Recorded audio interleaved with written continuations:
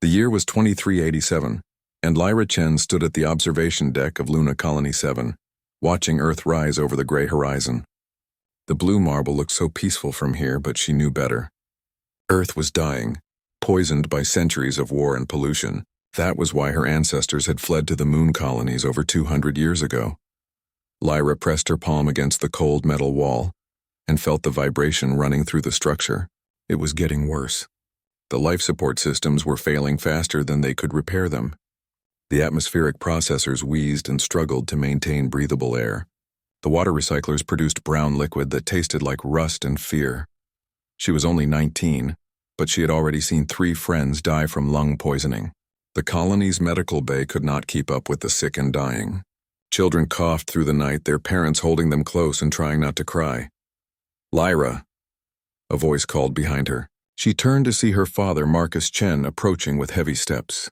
His face was grim, the lines around his eyes deeper than they had been just a week ago. As the colony's leader, he carried the weight of 8,000 lives on his shoulders. "The council meeting finished," he said quietly. Lyra nodded. She had been dreading this moment for days. The emergency council had been in session for 16 hours, debating their only remaining option. They had run out of alternatives. The supply ships from Earth had stopped coming 6 months ago. The mining operations that provided their income had been shut down by alien attacks. They were trapped on a dying rock with no way out. What did they decide? Lyra asked, though she already knew the answer. Marcus looked out at Earth, avoiding his daughter's eyes. "Commander Steele has agreed to help us. His terms remain the same." Lyra's stomach dropped. Commander Marcus Steele, the Wolf King of Alpha Station.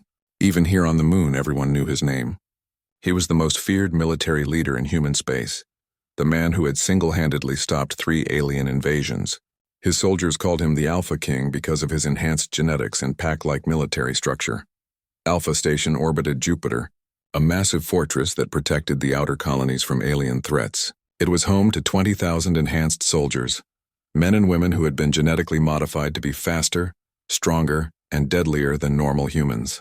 They were humanity's last line of defense against the creatures that wanted to wipe them out. "His terms," Lyra repeated slowly. "A marriage alliance, a political union," Marcus corrected, but his voice was weak. "To unite our colonies under his protection." Lyra laughed bitterly. "You mean he wants a wife, and the council decided to offer me like some kind of prize when—" "Lyra, please understand. We have no choice. The atmospheric systems will fail completely within 3 months. The fusion reactor is running on emergency power. Half our food stores are contaminated." Marcus finally looked at his daughter and she saw tears in his eyes. 8,000 people, Lyra, including your mother and sister." She knew he was right. She had seen the reports, sneaked into the council archives to read the technical assessments. Luna Colony 7 was doomed. They needed massive resources to survive. New air processors, water purification systems, medical supplies, and enough food to last until they could establish sustainable hydroponics again. Only Alpha Station had those resources, and Commander Steele had made his price clear. Marriage to a daughter of the colony leadership. A permanent alliance between their peoples. Genetic compatibility studies suggested their children would inherit the best traits of both modified human lines. "What do we know about him?" Lyra asked. Marcus pulled out a data pad and handed it to her. The screen showed a military profile that made her blood run cold. Commander Marcus Steele, age 32. Height 6 feet 4 inches. Enhanced genetics, increased strength, speed, and sensory perception. Combat record. Undefeated in 47 major engagements against alien forces. The psychological profile was even worse. Ruthless tactical brilliance. Absolute loyalty from his soldiers. Suspected of executing subordinates for failure. Known to hunt alien infiltrators through asteroid fields using only basic equipment. The nickname Wolf King came from his pack hunting strategies and his habit of leaving no survivors among enemy forces. "He sounds like a monster," Lyra whispered. "He sounds like the only man who can keep humanity alive," Marcus replied. "The Zephyrian Empire is massing forces on the edge of our space. Earth's military is weak and corrupt. The outer colonies are scattered and defenseless. Steele and his enhanced soldiers are all that stand between us and extinction." Lyra scrolled through more files. Photos showed a tall man with dark hair and cold gray eyes. His jaw was sharp, his expression hard as stone. In every image, he wore black military armor decorated with silver wolf insignia. She could see why people feared him, but there was something else in the files that caught her attention. Medical records showed that Steele had never taken a wife, despite political pressure from other colonies. He had refused dozens of marriage proposals from powerful families. Why would he suddenly want to marry a girl from a dying moon colony? There is more to this, Lyra said slowly. He could have his pick of wives from any colony in human space. Why us? Why me? Marcus hesitated. The genetic compatibility reports show something unusual. Your bloodline carries specific markers that are extremely rare. The scientists believe that children from your union would represent the next stage of human evolution. Enhanced soldiers, Lyra realized. He wants to breed super soldiers. He wants to ensure humanity's survival, Marcus corrected. And so do we. Lyra closed the datapad and stared out at Earth again. In the distance, she could see the lights of Alpha Station's escort ships patrolling the space lanes. Even now, Steele's forces were protecting them from threats they could not even see. When does he expect an answer? She asked. His ships arrive tomorrow. The wedding ceremony is scheduled for the end of the week. That fast? He is a military commander. Lyra. He does not waste time on lengthy courtships. Lyra thought about her younger sister, May, who was only 16 and already showing signs of lung damage from the failing air systems. She thought about her mother, who spent her days treating sick children in the medical bay. She thought about the 8,000 people who had trusted the Chen family to lead them to safety. If I do this, she said quietly, what guarantees do we have that he will honor the agreement? His word, Marcus replied. And the fact that breaking it would mean civil war among the human colonies. Even Steele is not strong enough to fight both aliens and humans at the same time. Lyra nodded slowly. She had always known that her life might be sacrificed for the good of the colony. It was the price of leadership, the burden her family had carried for generations. But knowing it and facing it were very different things. I need to think about it, she said. Marcus put his hand on her shoulder. I am proud of you for even considering this. Your mother and I never wanted this choice for you. But it is the only choice we have. Yes. Lyra spent the next 6 hours walking through the colony's corridors, visiting the places that had been her home for 19 years. She stopped by the school where she had learned to read and write. She visited the hydroponics bay where she had worked as a teenager. She checked on the families who were struggling the most with the failing systems. Everywhere she went, she saw hope in people's eyes when they looked at her. They knew about the marriage proposal. Word traveled fast in a small colony. They were counting on her to save them. Finally, as the artificial dawn began to brighten the main corridors, Lyra returned to the observation deck. Her father was waiting for her along with her mother and sister. I will do it, she said simply. Send word to Commander Steele. Luna Colony 7 accepts his terms. Her mother, Dr. Sarah Chen, stepped forward and hugged her tightly. We will find a way to make this work, she whispered. You are stronger than you know, May, her sister, was crying. I do not want you to go. I have to, Lyra replied, stroking her sister's hair. But this is not goodbye forever. Alpha Station will be my new home, but Luna Colony 7 will always be my family. As she spoke the words, Lyra tried to believe them herself. Tomorrow her life would change forever. She would leave everything she had ever known to marry a man she had never met. A man feared throughout human space. But if it meant saving her people, she would find the courage to face whatever came next. The Wolf King was coming for his bride. Lyra had never seen anything like Alpha Station. As her transport ship approached the massive fortress, she pressed her face against the viewing port and stared in amazement. The structure was enormous, a sprawling complex of interconnected modules that stretched for miles in every direction. Gun platforms bristled from every surface, and patrol ships moved in precise formations around the perimeter. Impressive, is it not? Asked Captain Torres, the escort officer who had accompanied her from Luna Colony. He was one of Steele's enhanced soldiers, and even sitting still, he radiated a dangerous energy that made Lyra nervous. It is like a city in space, she replied. More than a city. Alpha Station houses 20,000 military personnel, plus support staff and civilians. It has its own factories, farms, schools, and research facilities. Commander Steele built it to be completely self-sufficient. The docking procedure took over an hour. Lyra watched through the viewing ports as massive mechanical arms guided their ship into a cavernous hangar bay. The scale of everything was overwhelming. Back on Luna Colony, their largest space was the main assembly hall, which could hold maybe 1,000 people. This hangar bay alone could have housed her entire colony. When the airlock finally opened, Lyra stepped into a world unlike anything she had ever experienced. The artificial gravity was stronger than Luna Colony's weak pull, making her feel heavy and clumsy. The air was clean and fresh, with none of the metallic taste she was used to. Everything was spotless and efficient, from the polished metal floors to the precise movements of the personnel. A tall woman in military uniform approached them. She had the enhanced build of steel soldiers, with broad shoulders and sharp predatory features. Her dark hair was pulled back in a tight bun, and her green eyes missed nothing. "Miss Chen?" the woman said with a crisp salute. "I am Major Catherine Walsh, Alpha Station's executive officer. Commander Steele sends his regrets that he cannot greet you personally, but urgent military matters require his attention." Lyra tried not to show her relief. She had been dreading that first meeting with her future husband. "I understand. Military duty comes first." "Exactly. You will find that life on Alpha Station operates according to strict military protocols. I trust you will adapt quickly." Major Walsh's tone suggested that adaptation was not optional. They walked through corridors that seemed to go on forever. Everywhere Lyra looked, she saw evidence of military precision. Soldiers moved with purpose, their equipment maintained to perfection. Status displays showed green lights across all systems. This was what a properly functioning space station looked like. "Your quarters are in the command section," Major Walsh explained as they entered an elevator that moved with silent efficiency. Commander Steele felt it was appropriate, given your upcoming marriage. The quarters were larger than Lyra's entire family home on Luna Colony. The main room had comfortable furniture, a large viewing port that showed the swirling colors of Jupiter, and what appeared to be real wooden decorations. She had not seen actual wood in years. "This is too much," Lyra said quietly.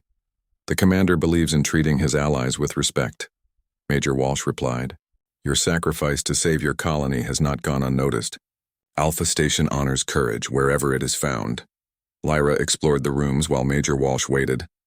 There was a bedroom with a bed large enough for 3 people, a bathroom with actual running water, and a small kitchen stocked with fresh food. On Luna Colony, she had shared a tiny room with her sister and eaten recycled protein paste most days. "When will I meet Commander Steele?" she asked.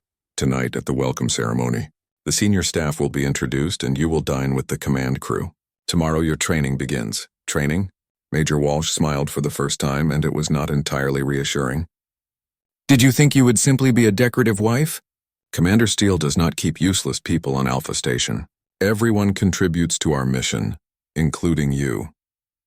The welcome ceremony was held in a vast hall that could have held half of Luna Colony's population. Long tables were arranged in perfect rows, and the room buzzed with conversation from hundreds of officers and senior personnel. Lyra had been given a formal dress to wear, something elegant and expensive that made her feel like she was playing dress-up. Major Walsh led her to the head table, where the senior command staff was already seated. They were all enhanced soldiers, men and women with the same predatory alertness she had noticed in Captain Torres. They stood when she approached, offering respectful nods. "Miss Chen," Major Walsh announced, "may I present the Alpha Station command staff." Lyra was introduced to Colonel Park, the Chief of Security, Dr. Reynolds, the Head of Research, Commander Hassan, the Fleet Operations Officer, and half a dozen other senior personnel. They were all polite but distant, clearly waiting to see how their leader's new bride would fit into their military family. Then the conversations died away, and Lyra felt the hair on the back of her neck stand up. She turned to see Commander Marcus Steele entering the hall, and immediately understood why people called him the Wolf King. He was taller than his photos had suggested, with broad shoulders and a lean, powerful build. His dark hair was shorter than in the images she had seen, and his gray eyes seemed to take in everything at once. He moved with fluid grace like a predator stalking through tall grass. When he looked at her, Lyra felt like prey being examined by a hunter. But there was something else in his expression, something she had not expected. Intelligence, yes, and controlled power, but also curiosity and perhaps even kindness. This was not the monster she had feared. "Miss Chen," he said, his voice deeper than she had imagined. Welcome to Alpha Station. He extended his hand and she shook it carefully. His grip was firm but not crushing, warm despite the coolness in his eyes. Thank you, Commander. Your home is remarkable. Our home, he corrected gently. You are family now. Dinner was an elaborate affair with multiple courses of food that Lyra had only dreamed of. Real meat, fresh vegetables, and desserts that tasted like they had been made on Earth. The conversation flowed around topics she barely understood: fleet movements, supply lines, alien activity reports, and resource allocation. But as the evening progressed, she began to pick up on patterns. These people were not just soldiers. They were defenders of humanity. Every decision they made was focused on protecting human colonies from threats that most people never even knew existed. The Zephyrian scout ships have been probing our outer perimeter for weeks, Colonel Park was saying.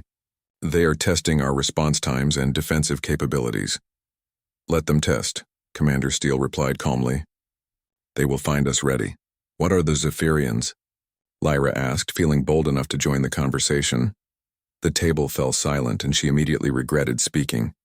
But Commander Steele turned to her with what might have been approval. Shapeshifters, he said simply. They can take human form, infiltrate our colonies, and sabotage our defenses from within. They have been responsible for the failures of at least 12 colonies over the past 5 years. Lyra felt a chill run down her spine. Luna Colony's systems failed. Were we? Possibly. We will investigate that once you provide us with detailed records of the failures. His gray eyes were steady on hers. Your people may have been victims of sabotage rather than simple mechanical failure. The rest of the evening passed in a blur of introductions and conversations. Lyra tried to absorb as much information as possible, but it was overwhelming. Alpha Station was not just a military fortress. It was the beating heart of humanity's defense against extinction. When the ceremony finally ended, Commander Steele escorted her back to her quarters. They walked in comfortable silence through corridors that were quieter now, with most of the station's personnel attending to their duties or sleeping. You handled that well, he said as they reached her door.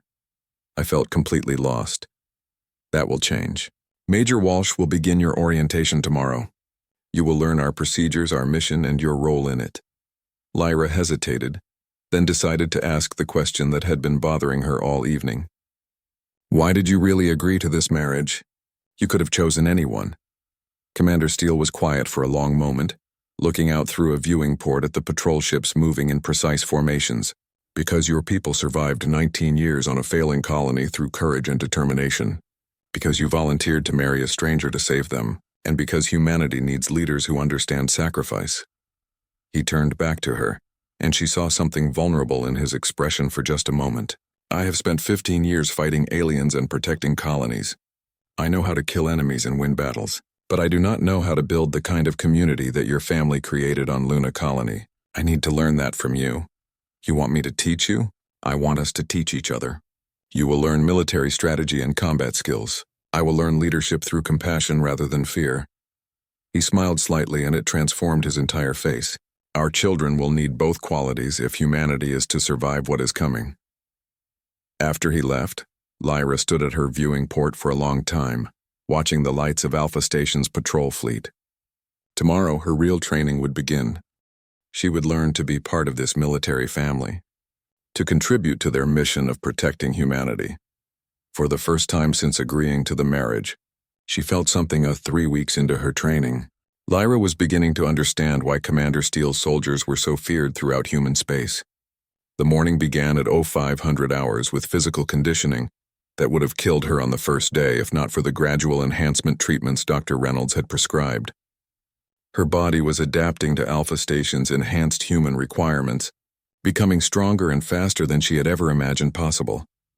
Again, Major Walsh commanded as Lyra struggled through her 100th combat drill of the morning. The Zephyrians move like liquid metal. You cannot predict their attacks using normal human patterns. Lyra rolled to her feet and raised her training weapon, a non-lethal energy rifle that still packed enough punch to leave her bruised when she missed her blocks. Her opponent was Lieutenant Davis, one of the newer enhanced soldiers who had volunteered to help with her combat training. But as Davis lunged forward, something felt wrong. His movement was too fluid, too perfect. Normal enhanced humans were fast and strong, but they still moved like humans. This was something else entirely. Lyra's enhanced senses, sharpened by weeks of training, picked up subtle details that would have escaped her notice before. Davis's breathing pattern was off. His heartbeat was too steady under stress, and his eyes reflected light in a way that human eyes should not. Without thinking, Lyra shifted her stance and fired her training weapon not at where Davis was, but at where her instincts told her he would be. The energy blast caught him center mass, and instead of the normal grunt of pain from a training hit, Davis screamed in an inhuman voice that made her teeth ache. The creature that had been pretending to be Lieutenant Davis collapsed to the floor, its shape shifting and flowing like mercury. For a moment, Lyra saw its true form, something with too many joints and silver skin that moved like living liquid. Then it solidified back into Davis's appearance, but the eyes were now completely black. "Zephyrian infiltrator," Major Walsh shouted, drawing her sidearm in one smooth motion. The training room exploded into action. Security alarms began blaring throughout Alpha Station. The creature wearing Davis's face snarled and leaped toward Lyra with inhuman speed, its hands extending into razor-sharp claws. Lyra dove to the side, her enhanced reflexes saving her life as the claws whistled through the air where her head had been. She rolled behind a training barrier and tried to process what was happening. There was a shape-shifting alien on Alpha Station, wearing the face of one of their own soldiers. "Where is the real Davis?" She called to Major Walsh, who was coordinating with security teams through her comm unit. "Unknown. Could be dead, could be imprisoned somewhere. Standard Zephyrian infiltration protocol is to replace key personnel and gather intelligence before sabotaging critical systems." The creature abandoned its human disguise entirely now, flowing across the floor like liquid metal before reforming into a nightmare of claws and teeth. It moved with impossible speed, forcing Major Walsh and the arriving security teams to keep their distance. But Lyra noticed something the others had missed. Every time the creature changed shape, there was a brief moment where its form became unstable, a vulnerability window that lasted maybe half a second. "It cannot maintain perfect cohesion during transformation," she shouted to the security team. "Hit it while it is changing shape!" The next time the creature flowed toward a new position, 3 security officers fired simultaneously at its shifting form. The energy blast disrupted its molecular structure, causing it to collapse into a puddle of silver liquid that writhed and screamed before finally going still. "Commander." Steele arrived in the training room as the security teams were sealing the alien remains in containment units. His gray eyes took in the scene quickly, moving from the dead shapeshifter to Lyra, who was sitting against a wall trying to stop her hands from shaking. "Report," he commanded. Major Walsh gave him the details in crisp military language. How Lyra had identified the infiltrator through subtle behavioral observations. How she had trusted her enhanced senses over logical assumptions. How she had found the creature's weakness during combat. "Impressive," Commander Steele said, kneeling beside Lyra. "Are you injured?" "No, just shaken. I have never seen anything like that before." Most people never do. Zephyrian infiltrators are usually only discovered after they have completed their mission and sabotaged their target. He helped her to her feet, his strong hands steady and reassuring. "How did you know it was not Davis?" Lyra tried to organize her thoughts. "Small things." His breathing, his heartbeat, the way he moved. It was too perfect, like someone imitating human movement without understanding why humans move the way we do. Commander Steele exchanged a meaningful look with Major Walsh. "Enhanced senses?" "Partially, but I believe Miss Chen has a natural talent for detecting deception. It is quite rare and extremely valuable." That afternoon, Lyra found herself in Commander Steele's private office, a Spartanly decorated room that reflected its occupants' military focus. The walls were covered with star charts and tactical displays showing the positions of human colonies and known alien threats. "We need to discuss what happened today," Commander Steele said, gesturing for her to sit across from his desk. "You think there are more infiltrators on Alpha Station? I think what happened to Luna Colony was not an accident." He activated a holographic display that showed her home colony's technical specifications.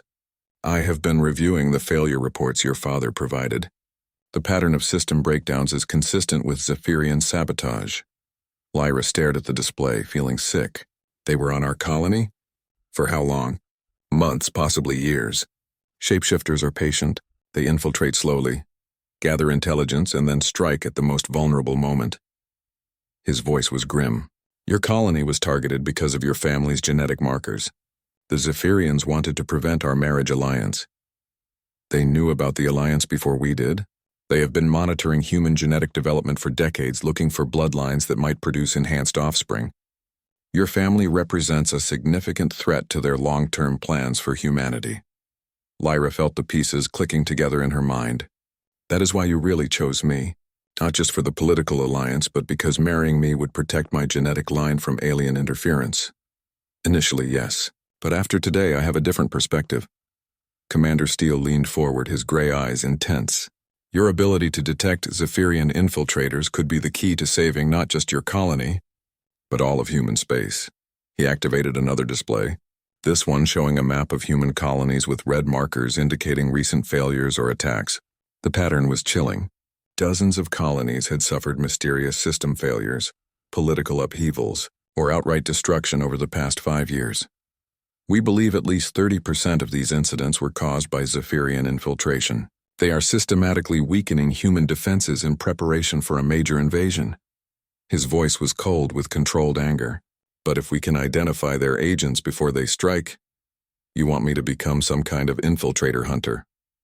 I want you to help me save our species. Lyra studied the star map, seeing the scope of the threat for the first time. Earth was weakened and corrupt. The outer colonies were scattered and vulnerable. Alpha Station and its enhanced soldiers were powerful, but they could not be everywhere at once. How many other people have this ability? We know of perhaps a dozen individuals throughout human space with natural deception detection abilities. Most of them do not realize what they can do. You are the first to demonstrate the capability under actual combat conditions. That evening, Commander Steele took her on a tour of Alpha Station's intelligence center, a vast complex of monitoring stations and analysis computers that tracked threats throughout human space. The scale of the operation was staggering. Thousands of personnel worked around the clock, gathering information and coordinating defensive efforts. This is our real mission, Commander Steele explained as they walked through rooms filled with tactical displays and communication arrays. Combat operations are only one part of what we do. The larger task is identifying threats before they become critical. They stopped at a station where analysts were reviewing personnel files from various colonies, looking for signs of infiltration. The work was painstaking and often unsuccessful. Zephyrian shapeshifters were nearly perfect mimics, able to fool even close family members for extended periods. Your natural talent could revolutionize this process, Commander Steele said. Instead of looking for patterns in data, we could train teams to recognize the subtle signs you noticed today. Lyra watched the analysts working, understanding the burden they carried. Every failed detection meant another colony at risk, more human lives lost to alien sabotage. What would this mean for our marriage? She asked quietly. Commander Steele was quiet for a long moment, watching the tactical displays that showed patrol routes and defensive positions. It would mean that our union serves a purpose beyond political alliance or genetic compatibility. It would mean we are partners in the most important mission humanity has ever undertaken. 2 months after her wedding to Commander Steele, Lyra found herself crouched in the maintenance tunnels of Titan Colony, tracking what might be the most dangerous Zephyrian infiltrator they had ever encountered. Her enhanced senses picked up the alien's scent trail, a metallic odor that reminded her of ozone and copper. Completely unlike any human smell. Contact in 30 seconds, she whispered into her comm unit, knowing that Marcus and his strike team were positioned at the tunnel's other exit. They had been hunting this particular shapeshifter for 3 weeks, following its trail across 4 different colonies. The creature had been posing as Dr. Harrison Mills, the chief engineer of Titan Colony's fusion reactors. In that position, it had nearly succeeded in causing a meltdown that would have killed 50,000 colonists and crippled humanity's largest fuel production facility. Lyra pressed herself against the tunnel wall as footsteps approached. Her training had taught her to recognize the subtle differences between human movement and Zephyrian mimicry. Humans had tiny variations in their gait, unconscious adjustments for balance and comfort. Shapeshifters moved with mechanical precision, like actors who had memorized their roles but did not truly understand them. The footsteps that echoed through the tunnel were too perfect, too measured. Dr. Mills was coming this way, but it was not really Dr. Mills at all. She activated her detection scanner. a device that Alpha Station scientists had developed based on her observations of Zephyrian behavior. The scanner measured microfluctuations in electromagnetic fields that occurred when shapeshifters maintained their human disguises. It was not foolproof, but combined with her natural abilities, it gave them their best chance of identifying infiltrators before they could cause damage. The scanner's readings spiked as the footsteps grew closer. Definitely Zephyrian and definitely trying to escape before security teams could lock down the colony. Confirmed hostile approaching my position, Lyra whispered. Beginning intercept. She stepped out of the shadows as the creature rounded the corner, still wearing Dr. Mills's face but moving with inhuman urgency.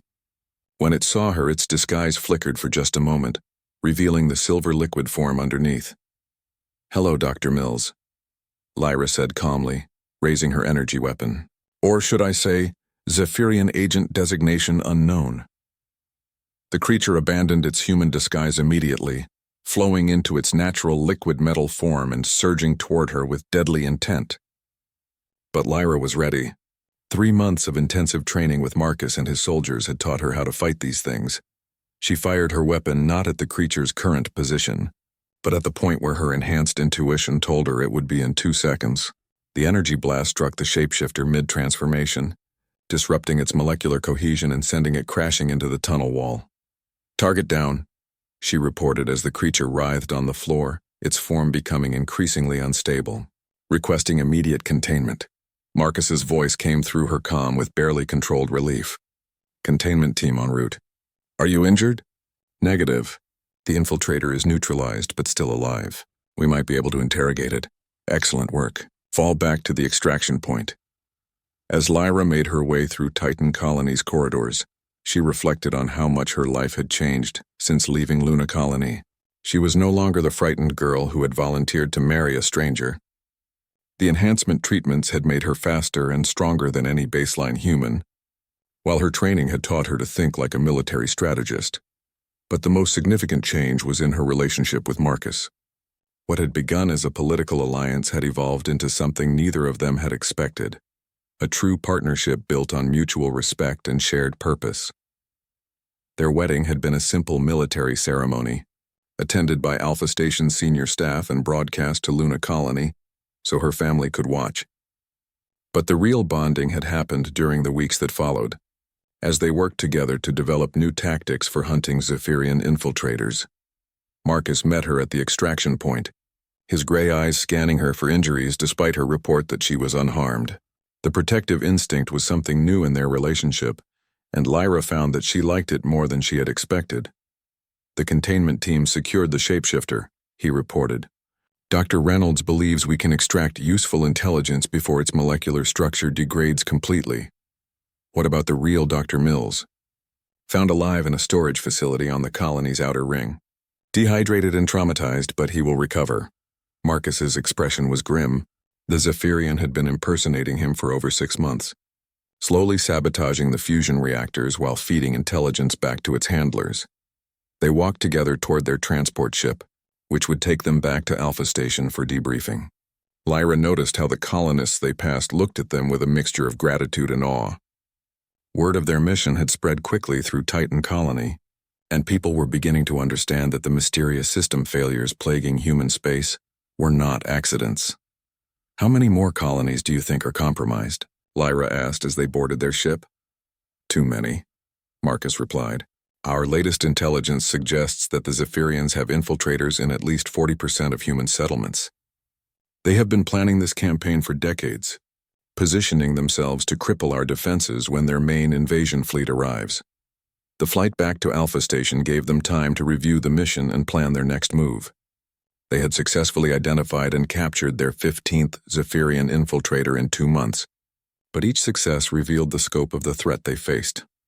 We need to train more detection teams, Lyra said, studying the tactical displays that showed suspected infiltration sites throughout human space. I can teach others to recognize the signs, but it will take time. Time we may not have, Marcus agreed. Our deep space monitoring stations have detected unusual activity on the edge of Zephyrian space. We believe they are preparing to launch their main invasion within the next 6 months.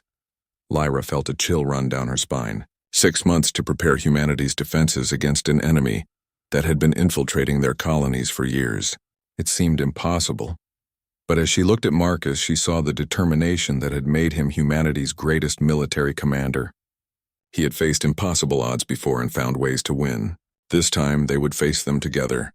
"What is our next target?" she asked. "Europa mining station. 3 unexplained accidents in the past month, and the station commander has stopped responding to routine communications." Marcus called up the station's specifications on his datapad. 15,000 workers, and it produces 30% of the rare earth elements needed for our defensive systems.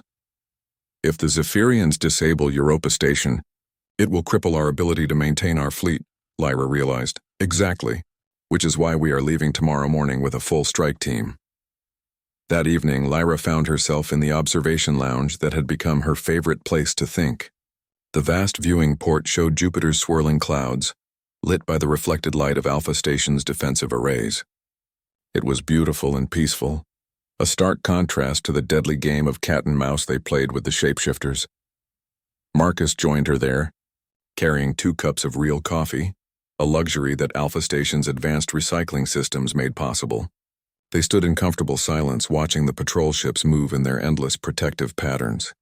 "Do you ever regret it?" Marcus asked quietly. "Regret what?" "Leaving Luna Colony. Marrying me. Getting involved in this war." Lyra considered the question seriously. 3 months ago, she would have said yes without hesitation. The life of a colony girl was simple and predictable, even with the constant threat of system failures. Now she spent her days hunting aliens through space stations and asteroid mines, risking her life to protect people she had never met. "No," she said finally, "I miss my family, and I miss the simplicity of life on Luna Colony. But this is where I belong now. This is where I can make a difference. And us?" Marcus's voice was carefully neutral, but she could hear the uncertainty underneath. Lyra turned to face him, seeing not the feared Wolf King, but the man who had trusted her with humanity's greatest secret, who had trained her to be his equal partner in an impossible mission. "I was not expecting to fall in love with you," she said honestly. "I thought this would be a political arrangement, a sacrifice I made for my people. But you are not the monster I expected. What am I then? You are the man who saw potential in a frightened girl from a dying colony. The man who taught me to be stronger than I ever imagined possible. The man who trusts me to stand beside him in humanity's darkest hour." She reached out and took his hand, feeling the controlled strength in his enhanced muscles. "You are my partner, my teacher, and my husband, and I love you for all of those things." Marcus smiled, the expression transforming his face from stern commander to the man she had come to know in their private moments. "I love you too. More than I thought possible when this alliance began." They were interrupted by an urgent communication from Alpha Station's command center. Major Walsh's voice came through Marcus's comm unit with barely controlled excitement. "Commander, we have a breakthrough. The captured Zephyrian has provided intelligence about their invasion timeline. You need to see this immediately." The Zephyrian invasion fleet emerged from hyperspace like a plague of silver locusts. 3,000 ships spreading across the outer edges of human space in perfect formation. On Alpha Station's command bridge, Lyra watched the tactical displays with a mixture of fear and determination, as the alien armada took up attack positions around humanity's most vulnerable colonies. "Fleet size confirmed at 3,200 vessels," reported Commander Hassan from his position at the tactical console. "Dreadnought-class ships number approximately 200. They outgun our entire defensive fleet by a factor of 10. Marcus stood at the center of the bridge, his gray eyes fixed on the display showing the enemy positions. 3 months of hunting Zephyrian infiltrators had prepared them for this moment. But the reality of facing the full invasion force was still overwhelming. "Status report on infiltrator elimination," he commanded. Major Walsh stepped forward with her datapad. 87 confirmed infiltrators neutralized across 61 colonies. Detection teams trained by Lyra have identified an additional 43 suspects awaiting confirmation. That leaves approximately 15 known infiltrators still in position, Lyra added, studying the intelligence reports. All in critical infrastructure locations. Acceptable losses, Marcus decided. We eliminated the majority of their sabotage network. Their invasion will proceed without the internal support they were counting on. The past 3 months had been a whirlwind of activity as Alpha Station's detection teams spread across human space. hunting down shapeshifter agents using the techniques Lyra had developed. She had personally trained over 200 specialists, teaching them to recognize the subtle signs that revealed alien infiltrators. The work had been dangerous and exhausting. Lyra had been injured twice, once during a firefight on Ceres Station and again when a desperate Zephyrian had tried to take her hostage on New Geneva Colony. But each successful mission had saved thousands of human lives and weakened the enemies. Preparation for their invasion. Incoming. Transmission from Earth Defense Command, announced the communications officer. The main display shifted to show Admiral Chen, the commander of Earth's orbital defense platforms. Lyra was surprised to see that the admiral shared her family name, though she had never met him before. Commander Steele, Admiral Chen said, his voice tight with stress. Earth's defense fleet is moving to intercept the enemy dreadnoughts approaching our position. We count on Alpha Station to coordinate the outer colony defenses. Understood, Admiral. Alpha Station will protect the outer colonies while Earth handles the main assault. Marcus's voice was calm and confident, projecting the leadership that had made him a legend among human forces. There is one more thing, Admiral Chen continued. Long-range sensors have detected a massive command ship at the center of the enemy fleet. Intelligence suggests it contains the Zephyrian High Command and their strategic coordination systems. Marcus and Lyra exchanged a meaningful look. Taking out the enemy command ship could disrupt their entire invasion force, but it would require getting through hundreds of defensive vessels. We will handle the command ship, Marcus said without hesitation. Commander, that is a suicide mission. Even Alpha Station cannot fight through that many enemy ships. Alpha Station will not be fighting alone, Lyra interjected, stepping forward to address the Admiral. The colonies we saved from infiltration have been preparing their own defensive fleets. We have allies throughout human space now. Admiral Chen looked surprised but pleased. How many ships can you field? Marcus activated a tactical display showing the force dispositions throughout human space. Green indicators marked loyal colonies with defensive capabilities, while red indicators showed enemy positions. 450 vessels from 37 colonies, Marcus reported. Not enough to match their numbers, but sufficient to execute a coordinated strike against their command structure. The next 6 hours were a frantic period of preparation, as Alpha Station coordinated with defensive fleets throughout human space. Lyra found herself working alongside communications specialists, helping to identify which colonial commanders could be trusted and which might still harbor Zephyrian infiltrators. Her enhanced senses and training in detection proved invaluable as they coordinated with dozens of military leaders across human space. She could pick up on subtle vocal patterns and behavioral cues that suggested infiltration, allowing them to avoid compromising their battle plans. Fleet composition finalized, reported Commander Hassan. Alpha Station will lead a strike force of 120 ships against the enemy command vessel. The remaining colonial fleets will engage enemy forces attacking their local sectors. Marcus nodded approvingly. Begin final preparations. All ships launch in 2 hours. As the bridge crew dispersed to their battle stations, Marcus and Lyra made their way to Alpha Station's primary hangar, where his personal command ship was being prepared for launch. The vessel was a hybrid of military firepower and advanced detection systems, designed specifically for hunting Zephyrian forces. You do not have to come with me, Marcus said as they approached the ship. The command vessel will be the most heavily defended target in their fleet. Try to stop me, Lyra replied with a smile that had no humor in it. We are partners, remember? Besides, you will need my detection abilities to identify any shapeshifters aboard their command ship. There is something else, Marcus said, his voice becoming serious. If we succeed in taking the command vessel, we might be able to access their strategic databases, information about other invasion fleets, infiltration techniques, and long-term plans for human space. Lyra understood immediately. This battle was not just about stopping one invasion. It was about gathering the intelligence needed to protect humanity from future threats.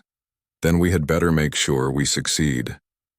The launch sequence was unlike anything Lyra had ever experienced. 120 ships departed Alpha Station in perfect formation, their engines creating a brilliant light show against the darkness of space.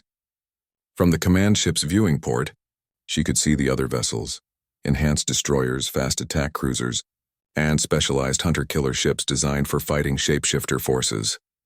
"All ships report ready," announced the navigation officer. "Course laid in for the enemy command vessel." "Take us to battle," Marcus commanded. The journey to the enemy command ship took 4 hours, during which they had to fight through 3 defensive perimeters of Zephyrian vessels.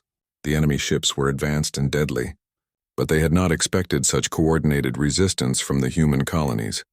Lyra watched from the tactical station as their allied fleets engaged enemy forces throughout human space.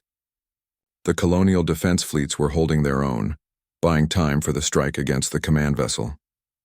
Luna Colony's small but determined fleet was among those fighting to protect the inner colonies, and she felt a surge of pride watching her people defend their new home.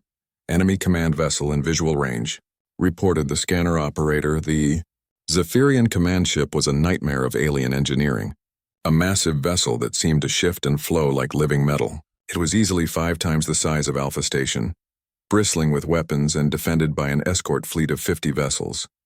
"All ships, execute attack pattern Delta," Marcus commanded. "Focus fire on the escort vessels first. We need to clear a path to the command ship." The battle that followed was intense and chaotic. Human ships darted between the larger alien vessels, using speed and coordination to overcome their disadvantage in firepower. Several Allied ships were lost in the first minutes of combat, but they managed to break through the outer defensive screen. "Hull breach on Deck 7, reported the damage control officer as enemy fire raked their command ship. "Emergency bulkheads are holding." Lyra watched the tactical display, tracking the movements of enemy ships and looking for patterns. Her enhanced senses picked up on something unusual about the escort fleet's behavior. "Marcus, look at the escort formation. They are protecting specific areas of the command ship more heavily than others." He studied the display, his tactical genius quickly processing the information. "You are right. There are weak points in their defensive coverage. All ships concentrate fire on coordinates Alpha 7 and Delta 12. The focused assault revealed what Lyra had suspected. The command ship had vulnerable areas, where its shape-shifting hull could not maintain full defensive strength. As human weapons struck these weak points, sections of the alien vessel began to destabilize. "We are through their defenses," announced Commander Hassan. "Docking bay is accessible. Launch boarding parties," Marcus commanded. "Lyra and I will lead the assault on their command center." The boarding action was a nightmare of close-quarters combat in an environment that seemed designed to disorient human senses. The Zephyrian command ship's interior shifted and flowed like the shapeshifters themselves, with corridors that changed configuration and gravity fields that pulled in unexpected directions. But Lyra's training and enhanced senses gave her an advantage. She could detect the patterns underlying the chaos,